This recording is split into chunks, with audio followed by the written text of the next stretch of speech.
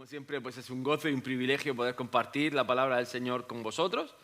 Y la verdad es que estamos muy contentos y estamos emocionados de este tiempo donde estamos aprendiendo y donde estamos ahondando mucho en la palabra del Señor y en la doctrina, sobre todo enfocado al tema del liderazgo. Quiero reflejar que ambas epístolas, tanto primera y segunda de Timoteo como la epístola de Tito, son epístolas paulinas escritas a estas dos personas singularmente, y sobre todo estaba dando máximas, estaba dando lecciones, doctrina, para que pudieran alinearse doctrinalmente con sus iglesias. Al mismo tiempo, para poder establecer un liderazgo sólido y firme, y que dentro del liderazgo y dentro de lo que estaba viviendo la iglesia hubiera una doctrina pues más o menos en la misma línea, en la misma dirección, y una iglesia sana, aunque joven, pero una iglesia afirmada y una iglesia fortalecida. Así que si les parece, vamos a poner este tiempo en las manos del Señor y vamos a pedir al Espíritu Santo que abra nuestro corazón y que abra nuestra mente. Así que, Padre, te damos gracias una noche más, Señor, porque tú estás con nosotros. Te pedimos que tú nos hables, que tú nos instruyas, que tú abras nuestro entendimiento y que podamos sobre todas las cosas poner tu palabra por obra. Te damos la gloria y la honra en el nombre de Jesús. Amén y amén. Pues vamos a dirigirnos directamente a la epístola de Tito. Como sabéis, la semana pasada terminamos la segunda epístola de Timoteo y creo que tenemos pues mucho en lo que reflexionar y los invito de verdad a poder ver los vídeos otra vez, bien sea en la plataforma de Pico y Pala o en el canal de YouTube, para que puedan aprovecharlo y tomar el tiempo tranquilamente en casa y lo puedan repasar. Vamos a ir a la introducción y vamos a ver exactamente quién era Tito. Y Tito pues fue un converso resultado de la predicación de Pablo en Antioquía. Hablamos de la antigua Siria. La Antioquía, digamos, después de Jerusalén, fue una de las bases o la siguiente base en importancia en la época apostolar. Digamos que en el momento que Jerusalén es destruida, la base más cercana de iglesia misionera, y de hecho la primera iglesia misionera mencionada en la Escritura es la iglesia de Antioquía. Con lo cual, Bernabé y Saulo fueron enviados desde esa iglesia y esa iglesia tenía un carácter misionero muy importante. Por lo tanto, sabemos que Tito se convierte allí y también sabemos que Pablo es el que impregna el carácter, personalidad y ministerio de Tito. Lo llama además colaborador suyo y también llama verdadero hijo en la común fe. Eso lo tenemos en el versículo 4, en el saludo, en la salutación de la epístola de Tito. Tenemos que lo menciona como un hijo verdadero. Hablamos de hijo espiritual, por supuesto. Además, el apóstol lo va a mencionar en 3 de sus epístolas, en 2 de Corintios 2:13, en el 7:6, en el 7:13 al 14, 8:6, 8:16, 8:23, 12:18, en Gálatas 2 del 1 al 3, 2 de Timoteo 4:10. Y, por supuesto, le dirige la carta presente, o la epístola presente. Ahora, hay un dato que a mí me ha llamado la atención, y no sé si lo sabían, pero creo que es interesante, es importante verlo y saberlo, y es que el libro de los Hechos de los Apóstoles no menciona a Tito, es decir, no aparece en ningún sitio. Ahora bien, se supone y se cree que ha debido ser compañero de Pablo en su viaje a Jerusalén cuando tuvo lugar el llamado Concilio de los Apóstoles de Hechos 15, del 4 al 29, que al mismo tiempo es mencionado en Gálatas 2:1. Quiere decir esto que tenemos que entender que las epístolas y sobre todo las cartas paulinas eran cartas dirigidas a personas específicas. Hechos de los Apóstoles es una compilación de los hechos escritas por el apóstol Lucas. Lucas fue compañero y asistente del apóstol Pablo. Lucas se supone que estuvo en primera persona en muchos de estos eventos, pero en otros tantos no. Y lo que hace realmente en Hechos de los Apóstoles, y lo vimos en miescuelabiblica.com hace una temporada, precisamente él lo que hace es recoger lo más fehacientemente toda la información que puede recoger. Es curioso que no lo menciona en su carta de los Hechos de los Apóstoles, es decir, no lo recoge como presencia, pero es casi segura la presencia allí, porque además representa un papel relevante en apoyo de las razones de Pedro, Pablo, Jacobo y otros, frente a quienes pretendían que los gentiles, para llegar a ser cristianos, se sometieran antes a la ley mosaica. Eso lo encontramos en Hechos 15, del 1 al 5, y en Gálatas 2, versículo 3. Y es importante tener esto claro. Hubo un cisma dentro de la iglesia y hubo un tiempo donde los primeros judíos conversos al cristianismo pretendían que todo el que se convirtiera al cristianismo fuera a su vez judío. Judío en cuanto a religión y en cuanto a formato. Judío en cuanto a la circuncisión. Judío en cuanto a manera de vivir y sobre todo a leyes mosaicas, leyes levíticas, ¿vale? Y esto es interesante porque algo que deja de cobrar valor, y cuando digo deja de cobrar valor es que hay una cosa que es evidente. En el momento que Jesús muere en la cruz del Calvario, los sacrificios animales dejan de ser efectivos. Por eso hay muchos teólogos que dicen que las dispensaciones no existen. Pues creo que es un gran error. ¿Por qué? Porque el pueblo de Dios entraba en paz con Dios cuando hacía sacrificios de un becerro, de un buey, de una oveja, un cordero, un palomino. De hecho, los mismos Jesús y María, cuando vienen a ofrecer su ofrenda al templo por la Pascua, ofrecen 2 palominos, dando a entender también un poco su condición social. Eran gente humilde y era gente sencilla, casi se puede decir que pobre, ¿vale? Entonces, tenemos que darnos cuenta de que ese tipo de sacrificio, en el momento que Jesús se sacrifica en la cruz por nosotros, todo este tipo de ceremonial y todo este tipo de liturgia cesa de tener valor. De hecho, es más, automáticamente en el año 70 se erradica del todo el sacrificio animal. ¿Por qué? Pues porque el templo es arrasado, Jerusalén se cumple la profecía de que no quedaría piedra sobre piedra y efectivamente no dejaron títere en cabeza, ¿no?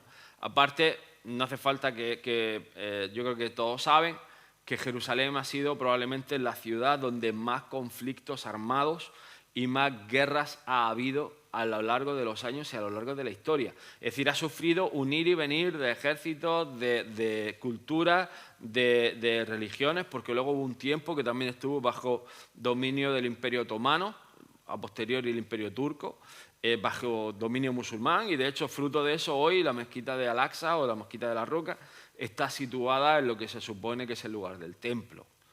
Para que se cumplan el final de los tiempos y para que se cumplan las profecías y sean señales del fin, esa mezquita tiene que ser destruida. Ya sabéis la que se puede montar y la que se puede armar el día que eso pase y que el templo sea reconstruido. Eso va a ser, pues, divertido cuando poco, sobre todo a nivel de convulsión mundial. Ahora, no debemos de asustarnos y no debemos de alarmarnos, porque esto solo significa que Cristo viene pronto, ¿vale? Y cuando vemos que cada vez las crisis, ahora ves las noticias, y yo estaba pensando este mediodía que decisiones afectan ya no a una nación, afectan a naciones. La Comunidad Europea haciendo frente por sí misma, Estados Unidos por otro lado haciendo la guerra por su lado, Og y Magog, China y Rusia preparando escenarios, intentando controlar mercados, recursos, etcétera, etcétera. Y aquí cada quien, como dice aquel, peleando por la suya. Obviamente tiene que haber una guerra a nivel mundial, se van a levantar nación contra nación, hasta el punto de que llegarán a rodear la ciudad de Jerusalén. Y por eso dice la palabra, cuando digan paz y seguridad, ahí vendrá el Señor. Así que son cosas que tenemos que estar apercibidos, estar alerta. Los tiempos, hay señales de que vienen, aunque esto también tengo que decir que no es nada nuevo. porque, por ejemplo, una de las cosas que me hacía mucha gracia ahora que hemos hecho otro aniversario de la Reforma, es que Lutero pensaba firmemente que el Señor venía en sus tiempos, por la gran apostasía y por los tiempos convulsos de guerras que ellos vivieron en la época del Renacimiento, en el 1517. Entonces, es interesante que ellos pensaban también que el Señor venía en ese momento y que el Señor venía ya. Entonces, dicho esto, atención de que no es la primera vez que pensamos que el Señor viene ya. Aquí el tema está en que yo siempre lo digo, creo que lo que hay que estar apercibido es de que el Señor te puede llamar mañana. Pero en los tiempos el Señor lo sabe. ¿Que el Señor los puede acelerar? Sí. ¿Que se monta el escenario muy rápido? Pues yo creo que sí. Es decir, acabamos de vivir una pandemia, y todavía la estamos viviendo, que nos ha cambiado la vida. Y ha cambiado la vida, ha afectado todo a nivel mundial, ha afectado los transportes, ha afectado los recursos. Ahora te quieres comprar un coche. El otro día fui a visitar a un amigo en un concesionario de aquí de Roquetas y me decía que ahora venden coches por catálogo. Y se cuadra la entrega de aquí a 8 meses. Y no porque no tengan los coches, sino porque le faltan componentes. Así que es interesante ver que, oye, estamos en un eslabón de la cadena bastante frágil y que el mundo, conforme lo conocemos, también es bastante frágil. Yo creo que es más frágil y está más expuesto de lo que nosotros nos imaginamos. Hemos vivido muy cómodos, hemos vivido muy bien y seguimos viviendo bien, pero sí es verdad que estamos expuestos a lo que el Señor quiera en su momento, ¿vale? Ahora, tenemos que ver también otra cosa muy importante. El apóstol Tito está recibiendo órdenes y está recibiendo el mensaje para poner orden en la iglesia, ¿vale? Y Tito concretamente había recibido esa misión y esa encomienda del apóstol Pablo. Primeramente en Corinto. Y también hay que decir una cosa también muy interesante. Casi todos, es decir, tanto Timoteo como Tito, se mueven en un contexto de origen griego. Y esto no es decir, vais a ver que no es casualidad lo que vamos a ir viendo. Hablamos de un contexto de origen griego, nos vamos a enfrentar a la cultura y el pensamiento griego. Digo esto porque del pensamiento griego al pensamiento judío, de las costumbres griegas a las costumbres judías, hay un abismo de diferencia. Os he dicho, te lo voy a decir de otra manera, no tienen nada que ver. La sociedad griega era una sociedad humanista. En algunos sitios, en algunos lugares como Éfeso, casi que matriarcal. Había una igualdad, según en qué sitio, entre la mujer y el hombre. O, en algunos de los casos, justo al revés. Era indigno, era impropio que un hombre estuviera con una mujer, salvo para tener hijos. Las relaciones intelectuales eran hombre con hombre. De hecho, si te das una vuelta, como fuimos el día que fuimos al viaje de Itálica, te das cuenta que la cultura sexual y la depravación sexual estaba presente en balnearios, saunas, terrazas de verano. Los motivos, es decir, el libertinaje sexual era algo predominante en esa cultura, ¿vale? También hay que entender que la cultura judía no era nada así, ni mucho menos. O sea, hay muchas cosas que se dicen en las epístolas que eran impensables en el Antiguo Testamento y en la época judía de los reinados de Israel y los reinados de Judá. Entonces, tenemos que comprender esto, es decir, porque muchas veces estoy de acuerdo que la palabra es una, pero los contextos hacia los que van dirigidas no tienen nada que ver, ¿vale? Es decir, las relaciones personales en Grecia o en Roma no tenían nada que ver con los judíos, ¿vale? Entonces, eso siempre es bueno señalarlo, siempre es bueno tenerlo presente, porque vamos a ver que realmente están recibiendo instrucciones para organizar la vida de la comunidad cristiana. Concretamente, la epístola de Tito da la sensación de que está ubicado en la isla de Creta. La isla de Creta había una de las maravillas de la antigüedad, no sé si os suena, el famoso laberinto del Minotauro.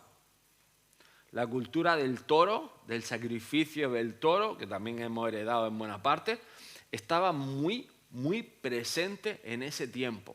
Y se cree que parte de la misión del apóstol Tito, y digo parte de la misión porque Tito concretamente se le conoce que estuvo en Corinto. Corinto también hay que decir que en esa época era la ciudad o la segunda ciudad comercial más importante del Mediterráneo, porque estaba justo en uno de los estrechos que dividen una de las islas griegas que está al sur con la ciudad de Atenas, con lo cual todo el paso marítimo, todo el tráfico, todo el comercio pasaba por Corinto. Era una ciudad súper grande, súper importante y tenía una cosmópolis tremenda para el tiempo del que estamos hablando, ¿vale?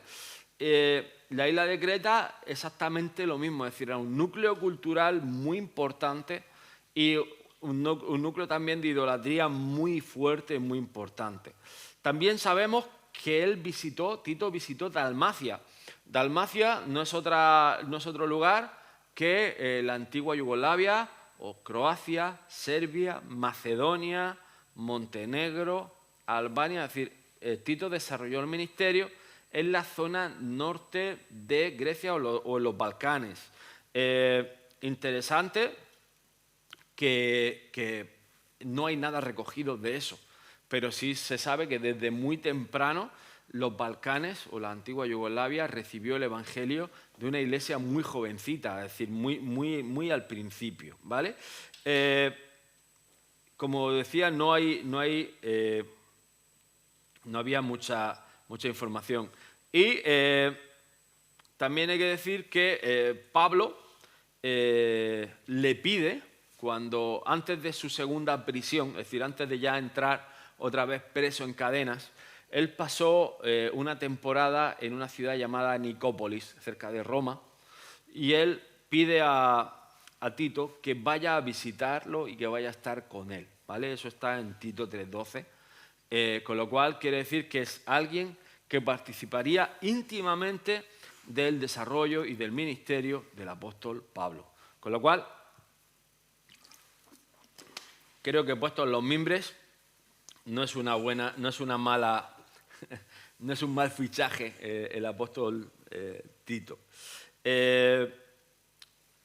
No hay, y esto también hay que enseñarlo, hay que decirlo, no hay una fecha y lugar de redacción fijo. ¿Qué es lo que nos ubica? Pues como lo que estamos hablando, como no se ha conservado información precisa acerca del lugar y ocasión en que fue redactada la epístola de Tito, algunos piensan que pudo ser enviada desde Macedonia en fecha anterior al último y definitivo encarcelamiento de Pablo entre los años 63 y 67. ¿Vale? Es decir, hay una horquilla de 4 años y no se sabe exactamente cuándo fue enviada. Hay otras cartas que se puede hilar mucho más fino, pero en este caso concretamente se cree esto, se piensa, pero no se sabe a ciencia cierta. Dentro de eso, si te pones a investigar un poco más, habrá opiniones, ¿vale? Pero las opiniones todavía son teorías, no se han demostrado todavía, ¿vale? Así que tenemos un pequeño esquema de contenidos y está el saludo, capítulo 1, versículo 1 al 4, los requisitos de los ancianos y obispos, capítulo 1, 5 y 16, enseñando la sana doctrina, capítulo 2, del 1 al 15, justificados por gracia, capítulo 3, del 1 al 11, instrucciones personales, 3, 12 al 14, y la salutación y bendición final del 12 al 15 del capítulo 3. Así que nos vamos al saludo. Y vamos a leerlo si tenéis Biblia y si la tienes en casa y puedes abrir tu dispositivo móvil o tu Biblia. Y espero que te vayas a Tito 1, del 1 al 4. Y dice: Pablo, siervo de Dios y apóstol de Jesucristo, conforme a la fe de los escogidos de Dios y el conocimiento de la verdad, que según la piedad, en la esperanza de la vida eterna, la cual Dios, que no miente, prometió desde antes del principio de los siglos. Y a su debido tiempo manifestó su palabra por medio de la predicación que me fue encomendada por mandato de Dios nuestro Salvador. A Tito, verdadero hijo en la común fe, gracia, misericordia y paz de Dios, Padre, y del Señor Jesucristo, nuestro Salvador. A mí hay una cosa que me llama la atención. Pablo en estas dos epístolas habla mucho de la piedad. Y la piedad es la fe, la bondad, la misericordia puesta en funcionamiento. ¿Vale? Es decir, es un concepto que no sé hasta qué punto se ha idealizado, quizá un poco por la herencia romano-católica, pero la piedad es la fe puesta por obra, ¿vale? Y al mismo tiempo lo que es misericordia, las buenas obras, pero sobre todo recibidas por gracia, ¿vale? Es decir, es un compendio de cosas que deben de estar activas en el Evangelio, en nuestro diario vivir. La piedad debe ser algo que vivimos y que ponemos en práctica. Es decir, la palabra además nos exhorta a ser piadosos. Y lo encontramos en la epístola de Timoteo, la hemos visto un montón de veces. Hay varias partes que incluso habla del misterio de la piedad. El misterio de la piedad es la salvación por gracia. Encontramos misericordia por la gracia del Señor. Y ese misterio no es otra cosa que damos de lo que recibimos por gracia de manera gratuita y ponemos nuestra fe en práctica. Yo creo que es algo muy bonito, es una manera de expresarlo que, como estoy diciendo, creo que ha sido un poco manipulada por la imagen que recibimos del católico romano, con esa imagen de la Virgen María extendiendo su mano hacia Jesús, ¿no? La famosa piedad, pero la piedad no es eso, ¿vale? Y quiero un poco desmitificar. Y Dios sí nos llama a que practiquemos la piedad, ¿vale? Que trabajemos en misericordia, en gracia y en favor con los hombres. ¿Amén? Creo que es algo importante. Seguimos en la Escritura, vamos al versículo 5. Dice, por esta causa te dejé en Creta. Y aquí nos da la ubicación, es decir, nos está diciendo que estaba en la isla de Creta, es la isla más al sur del archipiélago griego.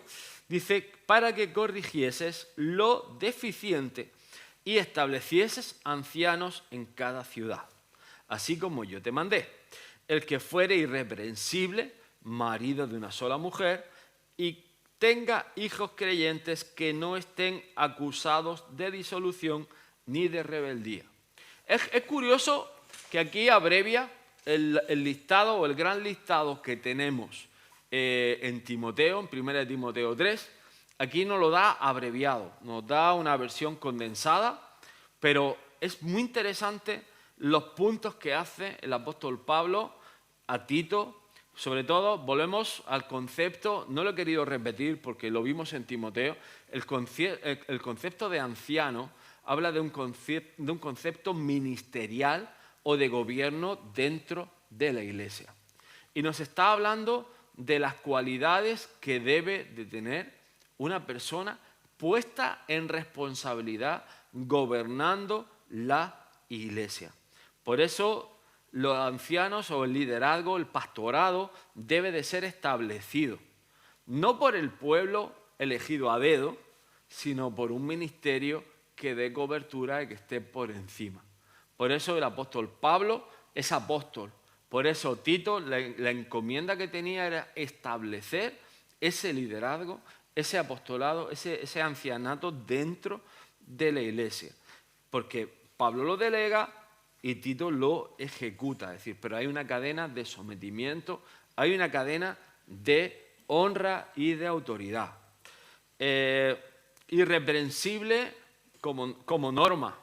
Maridos de una sola mujer, esto igualmente ahora en muchos sitios nos mete en problemas por los temas de divorcio y recasamiento, el tema de la viudez, el tema de cuando hablamos de pastores que están solteros o pastoras solas.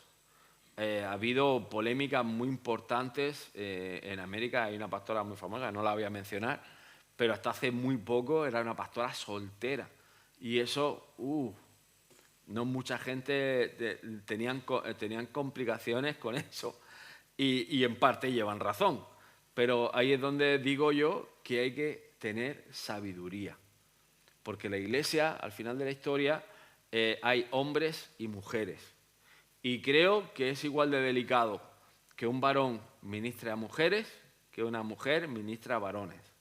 Creo que es prudente, es sabio, es sano poder operar el matrimonio al mismo tiempo.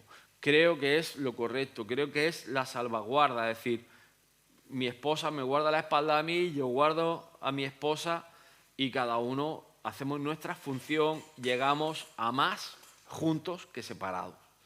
Y por supuesto, es decir, creo que somos de testimonio, es decir, creo que el trabajar, funcionar en el ministerio unidos nos hace más fuertes. Y yo creo que es una muy buena lección a la hora de, igual, me vuelvo a dirigir a los jóvenes, cuando tienes que elegir tu pareja, la persona que Dios tiene para ti, sobre todas las cosas que comparta ministerio, heredad, lugar, que su corazón esté en la obra, que las prioridades sean las mismas, independientemente de dones y talentos, que eso es otra cosa.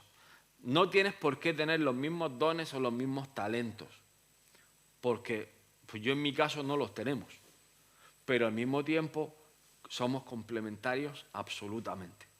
Y donde yo no llego, mi amada esposa llega, y donde ella no llega, yo llego. Por la misericordia de Dios y por su gracia.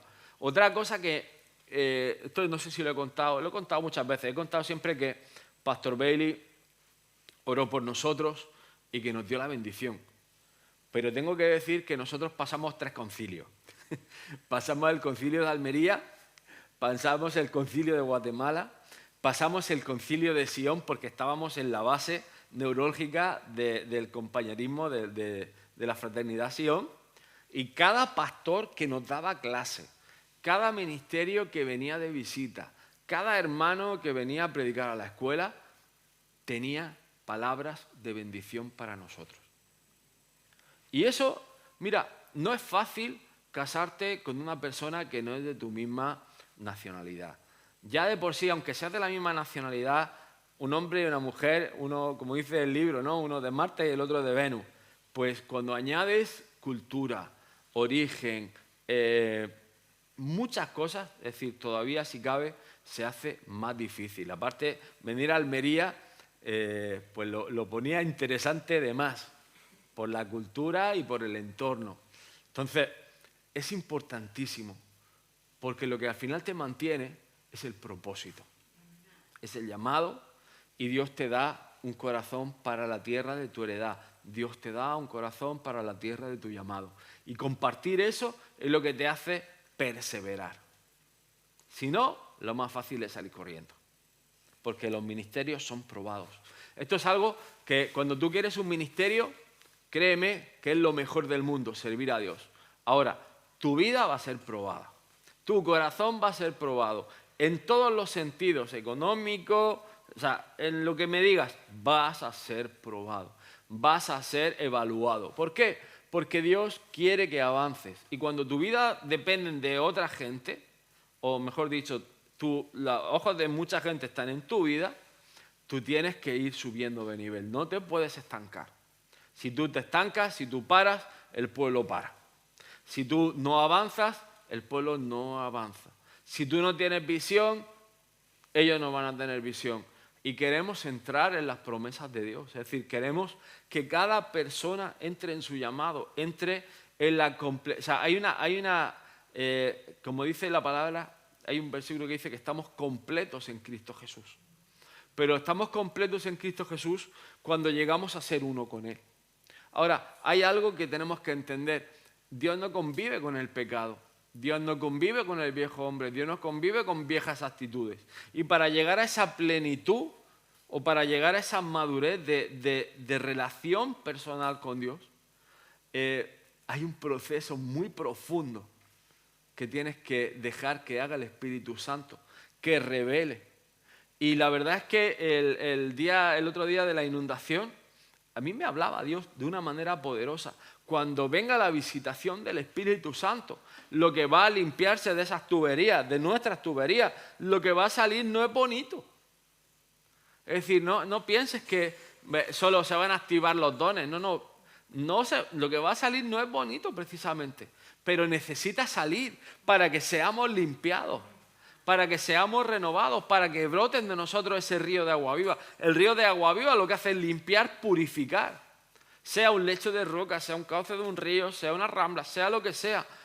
Se lleva toda la basura, todo lo que haya en medio, todo lo que se haya puesto que impida el brotar, el fluir del río de Dios, va a ser quitado.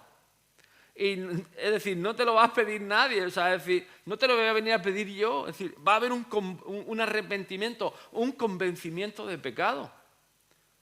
Y os digo la verdad, algo que en esta semana no lo he compartido porque probablemente caerá el domingo, pero algo que siento en mi espíritu es esa convicción de pecado, no solamente en la gente del mundo, en nosotros.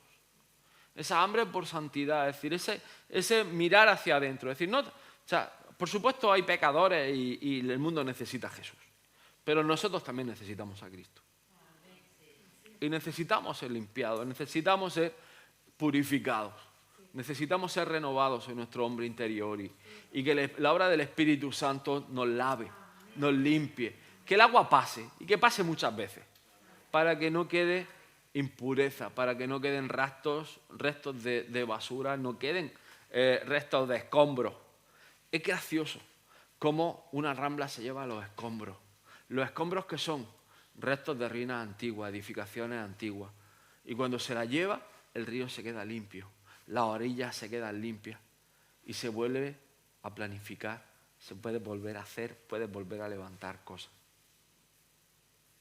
Pero el río de Dios tiene que llevarse esa sobra, tiene que llevarse ese escombro. Es necesario pasar ese derramamiento del Espíritu Santo. Es necesario que nos inunde el río de Dios y que seamos renovados en el nombre de Jesús. Por eso dice que el obispo sea irreprensible como administrador de Dios, no soberbio. Y yo creo que algo que Dios tiene que hacer es quitar el orgullo de nosotros. Perfil bajo, humildes, sencillos, cercanos, pero es algo que tiene que estar en nuestro ADN. Sin ira, no iracundo, no dado al vino. Luego me dicen, pastor, que la palabra no prohíbe el vino. Vale, estoy de acuerdo, la palabra no prohíbe el vino, pero si no bebes mejor. Vale. No pendenciero, es decir, no peleón. No peleón, no codicioso de ganancias deshonestas, sino hospedador, amante de lo bueno, sobrio, justo, santo, dueño de sí mismo. Esto me flipa. Dueño de sí mismo. Te voy a decir algo. Si algo cuesta en uno, es ser dueño de nuestros apetitos, de nuestros deseos, de nuestra voluntad. Nuestra carne quiere comer mucho, dormir más y el resto ya te lo imaginas, ¿verdad? Ser dueño de nuestros deseos, ser dueño de nuestra alma, dueños de nosotros mismos, cuidado. ¿Sabes por qué? Porque cuando tú eres dueño de tus deseos, tú los puedes entregar a Jesús. Cuando no, hablaba no hace mucho con un joven y decía que había ciertos apetitos carnales que no podía controlar. Y me acordaba de esto en esta tarde, cómo era algo incontrolable. Y me decía, David, necesito que me amarren, necesito que se encierren conmigo, necesito que me aíslen. Pero realmente esa no es la solución. Os pongo un ejemplo. Hubo una corriente de santidad en la Edad Media y se crearon los famosos conventos y los claustros y los retiros. Los hacía santos, esconderse, retirarse. Traía la santidad, aunque estaban orando, meditando, copiando la palabra, estaban estudiando. Oye, los grandes eruditos de las traducciones de la Biblia de hoy salen de ese tiempo, pero no eran santos. ¿Por qué? Porque no eran dueños de sus deseos, no eran dueños de sí mismos. Y eso al final, es decir, cuando tú cometes un pecado, por ejemplo, de índole sexual, estás pecando contra tu propio cuerpo. Eso es lo que la gente no entiende. ¿Por qué la homosexualidad es pecado? Porque estás pecando contra tu propio cuerpo.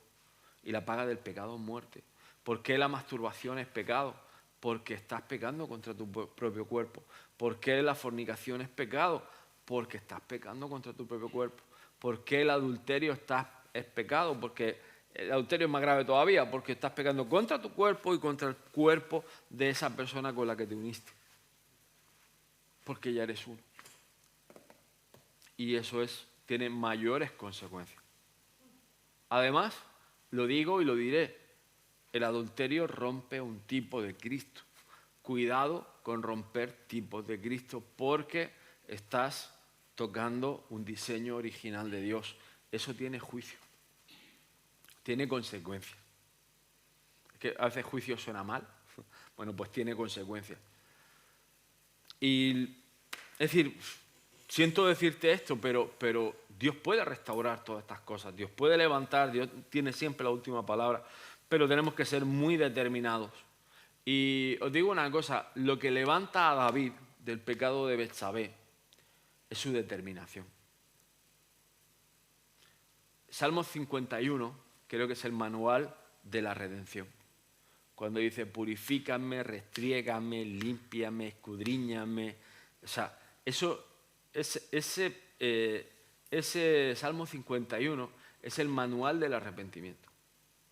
Pero viene después de la experiencia, se escribe después de la experiencia con Betsabé.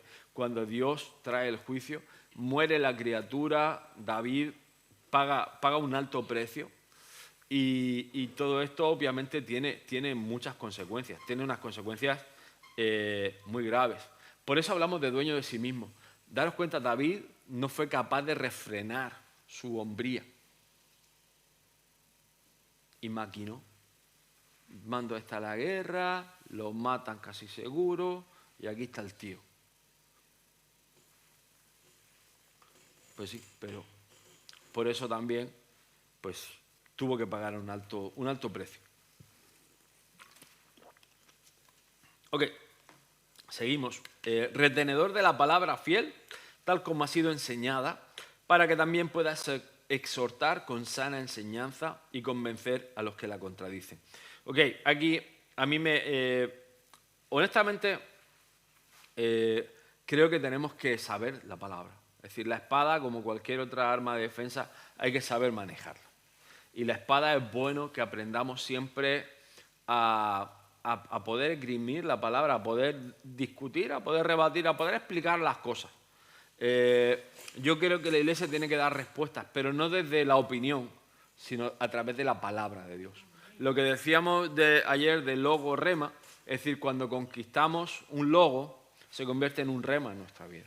Cuando tenemos una palabra, yo lo digo muchas veces, Juan 14, 17, el Espíritu Santo de Dios que mora en mí, que nos guía a toda verdad. Para mí ha sido un logos hecho rema. Es decir, ¿por qué? Porque cuántas veces no le digo al Señor o no le digo al Espíritu Santo, Señor, guíame, dirígeme, tráeme revelación. Y tengo que decir que si algo Dios me ha sorprendido es con palabras de revelación. Y muchas veces, es decir, yo no me considero profeta ni me considero que tenga un don de profecía, pero sí ha funcionado esta palabra. ¿Por qué? Porque se ha convertido en un rema en mi vida. Es decir, una palabra que Dios me dio, no me acuerdo qué año, no sé si Irene se acordará del año, pero todos los años tenemos un versículo rema, no sé si os acordáis, que a primeros de año tenemos un versículo rema. Y Juan 14, 17, yo creo que no sé si fue en el año 2016 o 2015 o 2017, no me acuerdo. Pues sería año... Éxodo 15, 17, pues entonces 2010. Así que... o 2012, bueno, pues hace ya un poquillo. Pero la verdad es que a mí me cambió el paso ese versículo. Cuando lees a Rick Howell, por ejemplo, una cosa que me llama mucho la atención es que su versículo clave es justo por fe vivirá. Y dices tú, es justo por fe, vale, ya lo sé. Pero es que sabes la palabra pero a lo mejor no has entendido el rema de parte de Dios. Y es importante tener los remas. Cuando ese rema cobra vida en ti, entiendes que la fe es mucho más importante, mucho más grande y es mucho más profundo. Así que seguimos leyendo. Dice, porque aún muchos contumaces, habladores de vanidades y engañadores, mayormente de la circuncisión. Aquí está hablando de los judíos que querían judaizar a los nuevos cristianos conversos, a los cuales es preciso tapar la boca, que trastornan casas enteras enseñando por ganancia deshonesta lo que no conviene. Y sí, creerme que ahora hay una corriente, otra vez, judaizante, dentro de la propia iglesia y hay que callar bocas, hay que poner orden, hay que hablar las cosas del Señor y hay que hablar la palabra. Me gusta este versículo de Lucas, o estos dos versículos, lo hemos puesto como calzada hacia Dios. Dice Lucas 3, del 4 al 6, dice, como está escrito en el libro de las palabras del profeta Isaías, que dice, voz del que clama en el desierto, preparad el camino del Señor, enderezad sus sendas. Todo valle se rellenará y se bajará todo monte y collado. Los caminos torcidos serán enderezados y los caminos ásperos allanados. Y verá toda carne la salvación de Dios. Me parece un versículo tremendo, me parece una palabra profunda, me parece una palabra que nos debe de hacer reflexionar. Enderezar sendas, enderezar caminos. Yo creo que lo primero nos toca, o sea, siempre hay que mirar hacia uno. Lo primero nosotros, señores, calzada hacia Dios, camino hacia Dios significa que yo tengo que enderezar mis sendas, mi rumbo, mi vida. Tengo que pedirle al Señor que Él enderece mi caminar y que enderece mis pasos. A partir de ahí, la primera promesa me alucina. Todo valle, es decir, toda depresión, todo bajón, llámese anímico, económico, emocional, espiritual, como dice, todo valle se rellenará y se bajará todo monte. Es decir, hay una parte que yo creo que no entendemos del orden, y es que cuando hemos peleado a los enemigos y cuando hemos vencido a los enemigos, venían temporadas de paz. Y Salomón disfrutó de un reinado de paz, no porque él lo había peleado, sino porque lo había peleado su papá. Y ahí es donde digo que David, algo que hizo bien hecho, fue poner su vida en orden. La verdad es que se expuso su corazón, expuso su alma delante de Dios y dijo, Señor, yo necesito que me ordene. Es verdad que entró en otro punto, es decir, los puntos álgidos de David, tanto Goliat como la revelación del templo, como la traída del arca, como la compra de la era de Ornán, como la derrota a los jebuseos, el final de la conquista. Es decir, todo eso es un tiempo previo a lo que hemos hablado antes de Betsabé, pero el traer orden a su vida lo que lo hace es traer un fruto que permanece. Y montañas que antes subían, que tenían que conquistar, que tenían que pelear, estaban conquistadas. Y estaban peleadas, estaban vencidas. Lo bonito del orden, y que siempre enseñamos luz, orden, expansión, es que esa expansión o esa bendición, pues quizás no la disfrutó tanto David como la disfrutó Salomón, pero Salomón se pegó una buena. ¿Por qué? Porque heredó la bendición de sus papás. Sus papás pagaron un precio muy alto, pero él recibió esa bendición. Y ahí es donde tenemos que darnos cuenta de que el orden no solo nos afecta a nosotros, sino que afecta a nuestros hijos. Ahora te le voy a dar la vuelta a la tortilla. El desorden nos afecta a nosotros y, por supuesto, afecta directamente a nuestros hijos. Es fundamental, capital y cabal. Si nosotros no tomamos decisiones de orden, nuestros hijos difícilmente van a ordenar su camino. No quiero extenderme más porque si no me chafo la prédica del domingo. Hasta aquí. ¿Vale? Pero Lucas 3 me encanta. Me encanta, creo que es un palabrón. Ok. Versículo 12. Uno de ellos, su propio profeta, y esto es algo que quiero igual, o sea, me pone nervioso, no me gusta, me irrita y me mosquea. Lo hemos visto, esto aquí lo hemos visto, que gente que quiere escuchar lo que quiere oír o que busca escuchar lo que quiere oír, que no quiere cambiar, que no está dispuesto, lo que decimos muchas veces, vasos llenos, se buscan sus propios profetas. O dicho de otra manera, buscan quien le diga lo que ellos quieren oír. Y eso es 100% peligroso. Eso es como una panza de arroz con leche a la 1 de la mañana. No pega ojo, pues esto es lo mismo. O sea, es decir, es terrible, horroroso. Buscarte tu propio profeta, entras en la doctrina de Balaam. ¿Os suena Balaam? Ese profeta de Dios que fue pagado por Balac, filisteo, para que maldijera al pueblo de Dios y que Dios se lo impidió. Ahora, quiero que entiendas una cosa. Estos profetas no pueden tocar lo que Dios bendice. Si tú estás en orden con Dios, si tú has levantado tu muro. Y digo esto porque, mira, ayer miércoles, la verdad es que fue un día muy interesante. Una de las cosas que el Señor me hablaba fuerte, levantar muros. Levantar muros. Es decir, hay que levantar un vallado. No solo de oración, sino de enseñar a nuestros hijos, de tomarnos ese tiempo de calidad. Los que tenemos hijos, los que vayáis a tenerlo, pues ya lo tenéis en la agenda. Pero pasar ese tiempo de calidad y los que estáis solos, pues igualmente, pasar ese tiempo de calidad y cubriros con la sangre de Jesús, la armadura del Señor, encomendar al Señor nuestro camino, encomendar cada mañana nuestra entrada, nuestra salida, es decir, levantar muros. Es decir, es importante, es muy importante. Ante eso, mira, da igual quien se levante. Yo estoy con el Señor. Amén. Y eso es algo importante. ¿Por qué? Porque te encuentras, pues como estaba Tito, y ahora, fijaros lo que dice. Dijo, los cretenses, siempre mentirosos, malas bestias, glotones ociosos. O sea, los pone finos en un momento. Y hay que decir que el apóstol Pablo, por mucho que ahora la sociedad se ofenda, no era muchas veces políticamente correcto. De hecho, esto es una salida de tono bastante potente.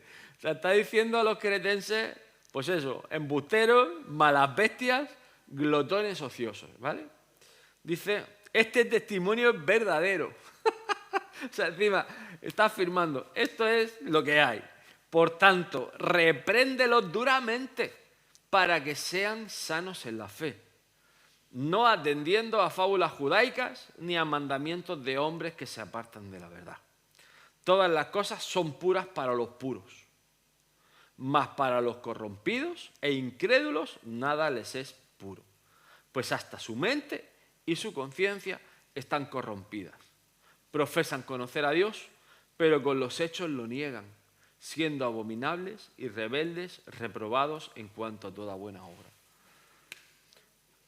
A lo que voy es que tú puedes decir, y esto lo vas a ver 1000 y una vez, cuando veas a alguien, y esto por desgracia siempre viene, es que hermano, esto no sé qué, esto no sé cuántas,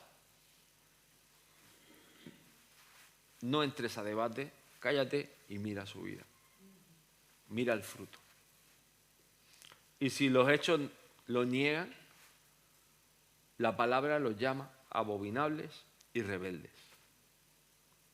Y reprobados. Y un obrero reprobado es un obrero descalificado para la obra. Yo creo que nosotros debemos de aprender a ser aprobados para la obra del Señor. Necesitamos que el Señor dé el visto bueno. Mira, una de las cosas que a mí más me llamó la atención en sus días de Pastor Bailey es que dice que él, en su experiencia de matrimonio, su esposa murió de cáncer después de estar predicando por todo el mundo. Ellos cuentan anécdotas desde Uganda, Kenia, Nueva Zelanda, Suiza, cuando llevaron el hotel. Luego estuvieron en las escuelas bíblicas de Elim, en Estados Unidos. Estuvieron en Inglaterra, estuvieron en Francia, estuvieron en Sudamérica, con orfanatos en la India, a lo largo de todo el mundo. Nunca tuvieron hijos, pero sí muchos hijos espirituales. Y parte de que nunca tuvieron hijos es porque Dios se lo dijo y Dios se lo avisó. Pero cuando la hermana Audrey fallece de un cáncer, dice el pastor Bailey, contaba pastor Bailey, que él tuvo una aparición angelical y que en la asignatura del matrimonio el ángel le dijo: estás aprobado, tienes mi aprobación. Y los ángeles no son otros que enviados de parte de Dios, es decir, ángel significa enviado. Por lo tanto, hermanos, aprendamos que esto es importante, es decir, estar aprobados, presentarnos como obreros aprobados delante de Dios. Ahora, por terminar, y creo que vamos a terminar aquí, es muy interesante, quiero hablar de la reputación de los cretenses. He conseguido una pequeña representación original de una fiesta taurina en Creta. La mancha marrón que se ve, que no sé si se ve muy bien, es un hombre saltando el toro, como los forcados de Portugal. Un hombre dando la pirueta por encima del toro, y hay, pues bueno, hay una especie de sacrificio y ofrenda. Por eso tenemos, cuando dice los hechos de los sacrificados a los ídolos, etcétera, etcétera, absteneros, pues bueno, pues forma parte de esta liturgia. Dice: reputación de los habitantes. Los habitantes de esta isla tenían una mala reputación, y aunque Pablo no fue políticamente correcto, era auténtico. En Tito 1, 12 al 13 leemos: uno de ellos, su propio profeta, dijo, los cretenses siempre mentirosos, malas bestias, glotones ociosos. Este testimonio es verdadero, por tanto, repréndelos duramente para que sean sanos en la fe. Ellos tenían una reputación terrible, y había un dicho en sus días que significaba interpretar al embustero. Quiere decir que en ese tiempo lo difícil era encontrar con personas que dijeran la verdad. Hay una tendencia en nuestro tiempo que se llama la posverdad.